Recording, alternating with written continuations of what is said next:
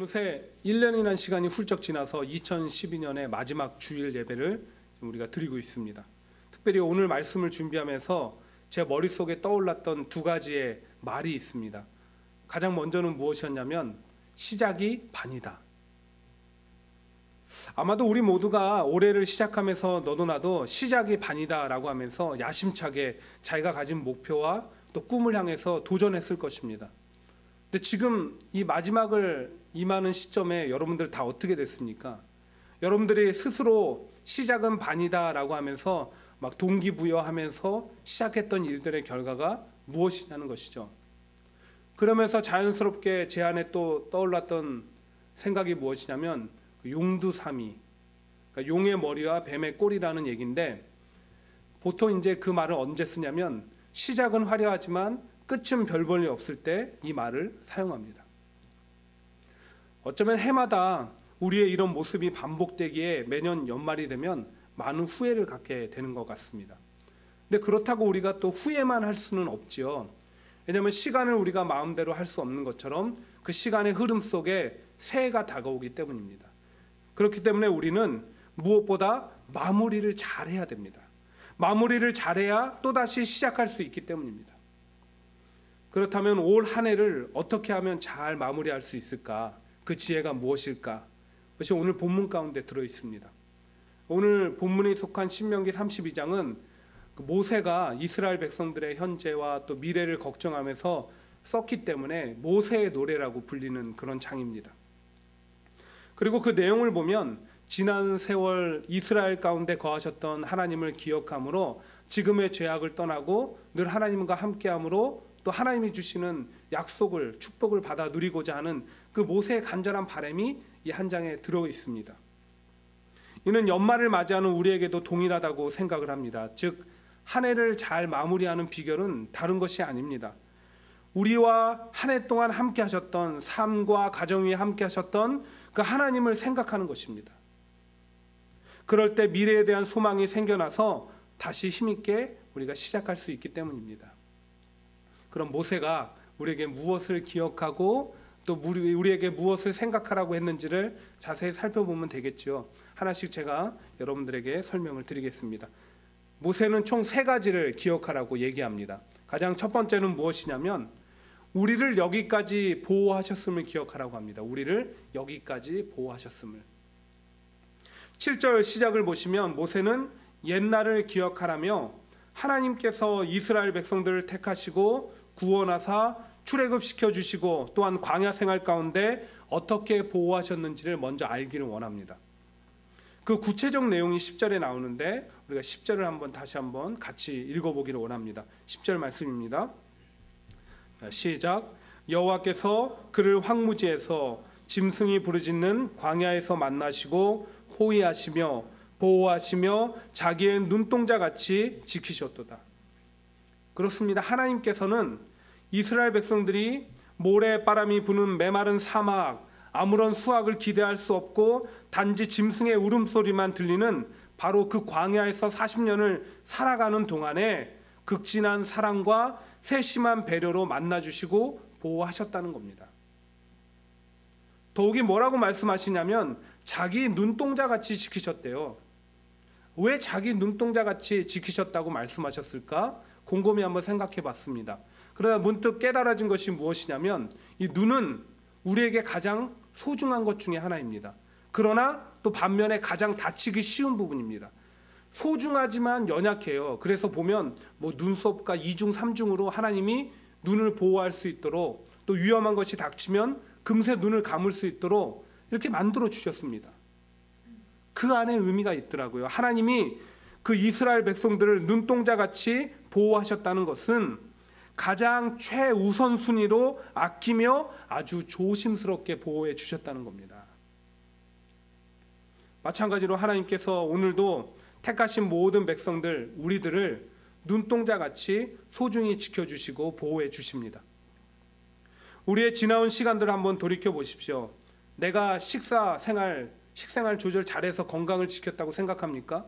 운동 열심히 해서 건강이 지켜졌다고 생각합니까? 아니면 여러분들이 믿음 생활 잘해서 여러분들의 믿음이 지켜졌다고 생각하십니까? 우리의 가정과 자녀 사업은 어떻습니까? 이 변화무쌍한 세상 가운데 내 힘으로 지켜왔다고 생각하십니까? 대답은 노입니다. 돌이켜보면 전적으로 하나님의 지켜주시고 보호해주신 은혜의 결과인 것입니다. 그 결과와 같이 우리가 지금 이 자리에 앉아 있는 거예요.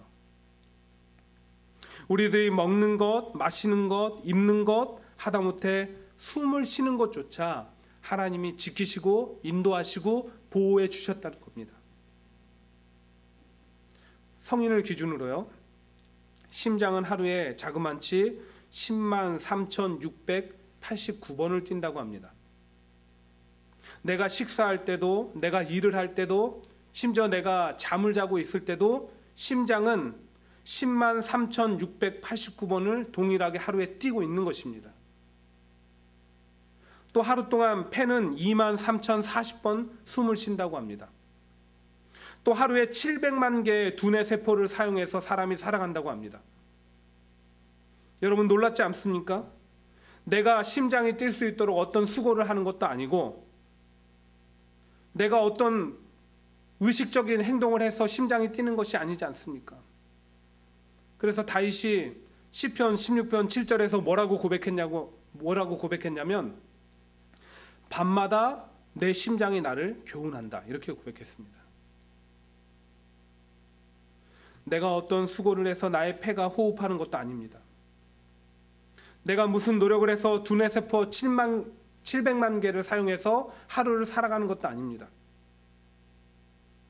나는 아무런 수고를 하지 않는데도, 나는 의식조차도 못하고 있는 그 순간에도 하나님께서 나의 심장을 움켜주시고 나를 숨쉬게 하시며 나의 두뇌 세포를 움직여 주시는 것입니다. 여러분, 이것이 하나님의 보호하심이 아니고 무엇이겠습니까? 사랑하는 여러분, 하나님께서 눈동자같이 우리를 지키시고 보호해 주셨기에 우리는 지난 1년도 안전하게 살 수 있었습니다.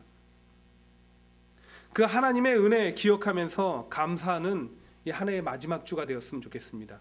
그리고 앞으로 다가오는 한 해 가운데 여러분 가운데 감사의 조건들이 날마다 넘쳐나게 되기를 주의 이름으로 축복합니다. 그런데 올 한 해 하나님께서 우리를 눈동자같이 지키셨다고 얘기하면 혹 우리 가운데 이런 생각을 갖는 분들이 있을지 모르겠습니다. 목사님, 모르는 소리 하지 마세요. 저희는 한 해 동안 자녀 문제로 얼마나 힘들었는지 모릅니다. 제 건강 때문에 얼마나 힘들었는지 모릅니다. 재정적이고 경제적인 문제로 얼마나 힘들었는지 모릅니다. 미래 때문에 얼마나 고심했는지 모릅니다. 목사님, 올 한 해 생각만 해도 지긋지긋합니다. 빨리 한 해가 갔으면 좋겠고 죽지 못해서 한 해를 살았습니다. 이렇게 말하고 싶은 분도 있을지 모르겠습니다. 그렇기 때문에 두 번째로 우리가 기억해야 할 것은 하나님은 자기 백성들을 연단시키신다는 겁니다. 한 해를 살아오면서 여러분들의 힘든 수고와 삶을 부정할 사람은 아무도 없습니다. 또 실제로 우리의 지난 시간들을 보면 기쁘고 좋은 일만 있었던 것도 아니고요, 힘들고 고통스러운 일도 참 많았습니다. 언론에서 뽑은 10대 뉴스를 보십시오. 좋은 일이 많습니까? 아닙니다. 우리 가슴을 좀 답답하게 하고 아프게 하고 힘들게 한 사건, 사고가 유난히 많은 그런 한 해였습니다.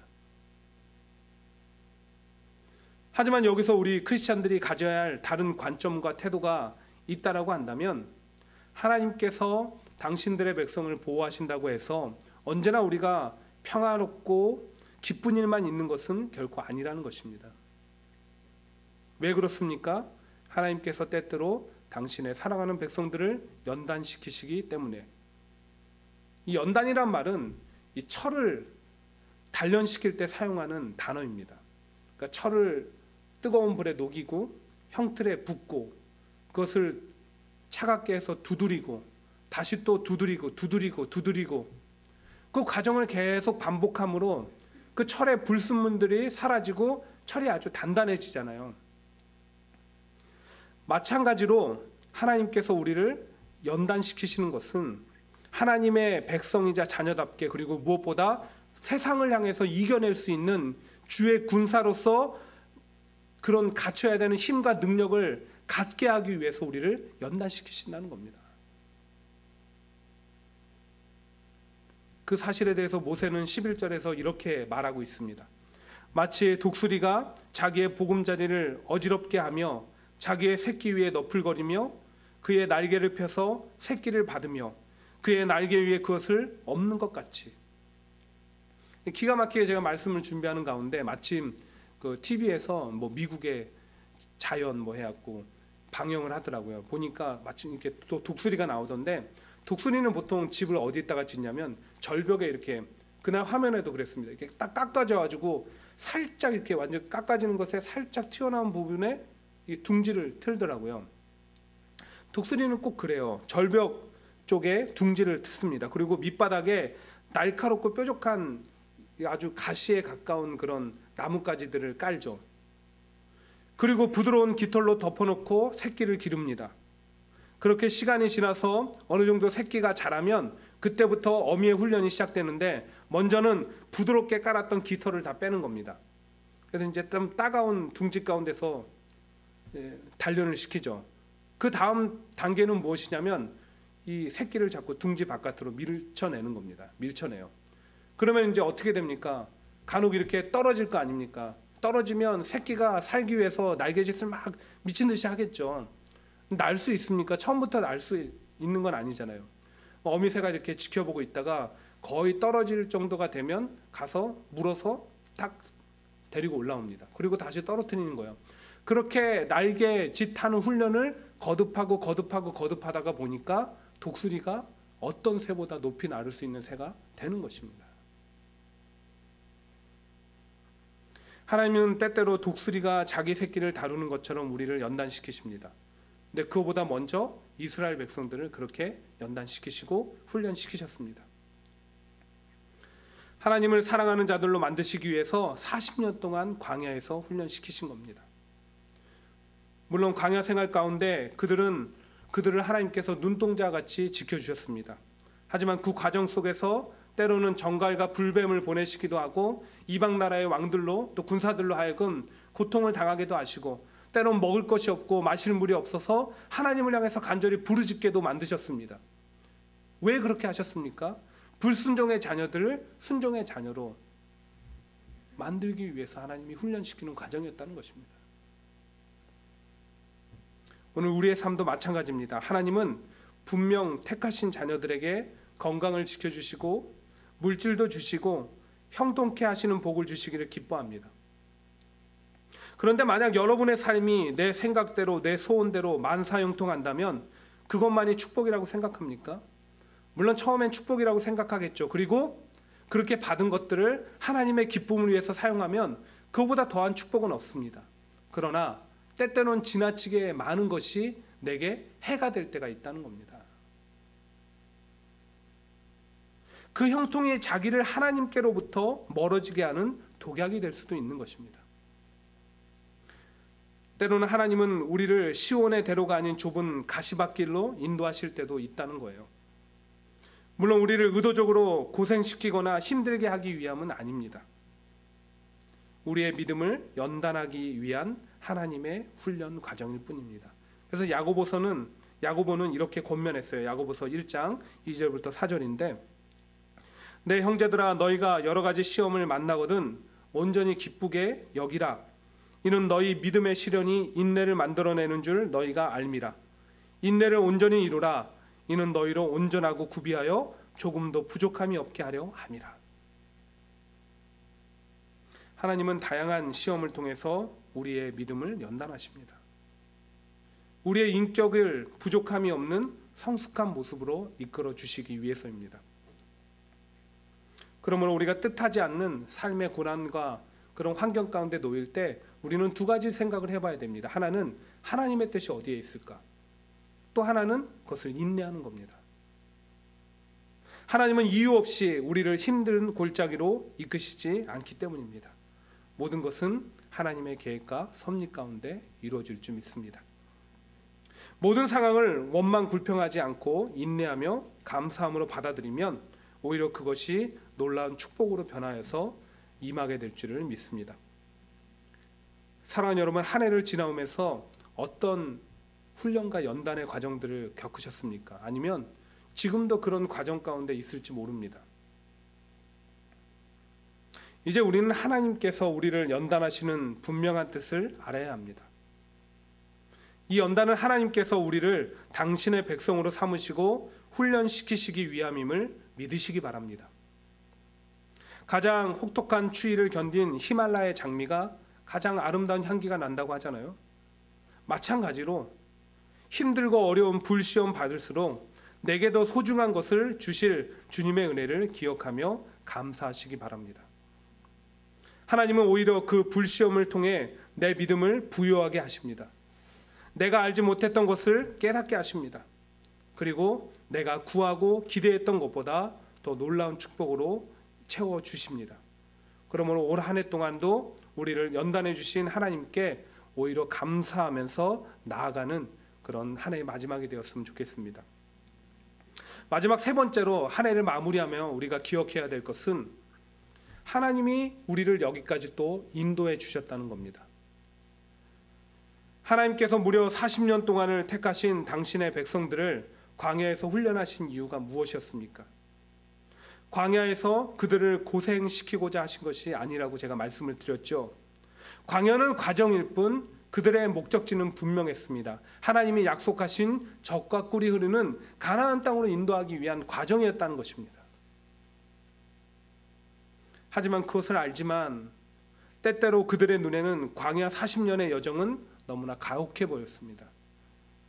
가나안은 도달할 수 없는 그런 목표처럼, 불가능한 목표처럼 생각되기도 했습니다. 그렇기 때문에 이스라엘 백성들은 광야 생활 가운데 끊임없이 불평하고 원망하고 낙심하고 그런 삶을 살았죠. 하나님 배반했습니다. 의심했습니다. 근데 결과는 뭐예요? 결과는 신실하신 하나님이 끝까지 포기하지 않으시고 한 걸음 한 걸음 이끄셔서 결국은 그들이 가나안 땅에 들어갔다는 것입니다. 다 같이 우리 12절 13절 말씀을 함께 읽겠습니다. 12, 13절 시작. 여호와께서 홀로 그를 인도하셨고 그와 함께한 다른 신이 없었도다. 여호와께서 그가 땅의 높은 곳을 타고 다니게 하시며 밭의 소산을 먹게 하시며 반석에서 꿀을 굳은 반석에서 기름을 빨게 하시며.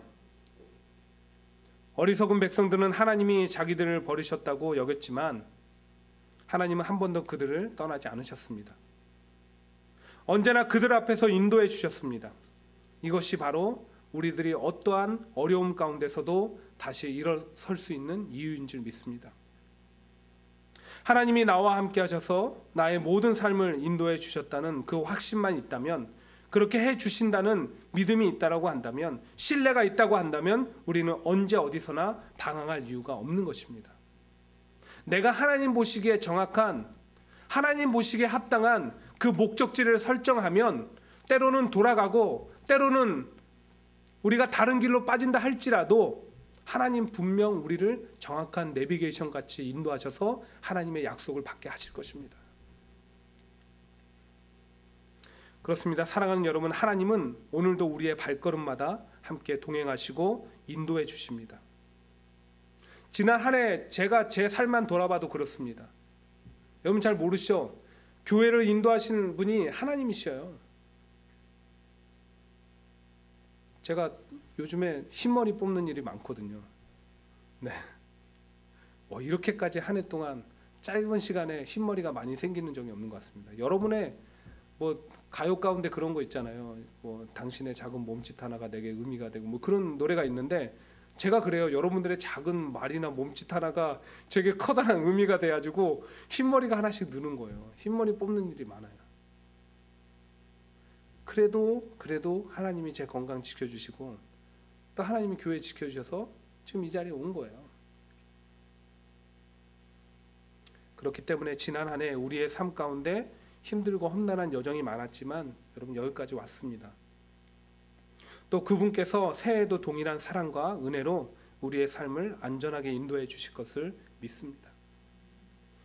이 은혜를 한 해의 마지막에 기억하며 감사하며 또한 믿음으로 나아가길 원하는 자들에게 동일한 인도하심과 이끄심이 새해를 통해서 펼쳐지기를 주의 이름으로 축복합니다.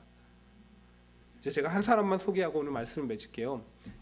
세계적으로 유명한 부흥 강사인 그 빌리 그레이엄 목사님 그 부흥팀 그 선교팀에 보면 한국 분이 계시는데 이름이 킴 윅스라는 분이십니다. 근데 이분은 6.25 때 고아가 되고 또 이제 사고로 실명을 했어요. 맹인입니다. 앞을 볼 수가 없는데 그렇게 고아원에서 자라던 중 미군 중사의 도움으로 미국으로 오게 되고 그리고 이제 음악 공부를 하게 되는데 처음에는 인디애나 주립대에서 공부를 했고 또 오스트리아로 유학까지 보내줘서 거기서 성악 공부를 마친 훌륭한 성악가입니다. 이력이 아주 특이하잖아요. 그런 특이한 이력 때문에 이 선교팀에 합류할 수 있었고 다니면서 같이 간증을 하는 기회를 얻게 된 것입니다. 근데 그분의 간증 가운데 이런 내용이 있습니다. 한번 잘 들어보세요. 사람들이 맹인인 나를 인도할 때 저 100m 전방에 뭐가 있다고 말하지 않습니다. 단지 앞에 물이 있으니 건너뛰라고 말하고 층계가 있으니 발을 올려놓으라고 말합니다. 내가 나를 인도하는 분을 믿고 한 걸음씩 걸음을 옮기기만 하면 나는 가고자 하는 목적지에 꼭 도착을 합니다. 하나님이 우리를 인도하시는 방법도 이와 같습니다. 우리는 10년 후를 알지 못합니다. 20년 후도 알지 못합니다. 또 알고자 하지도 않습니다.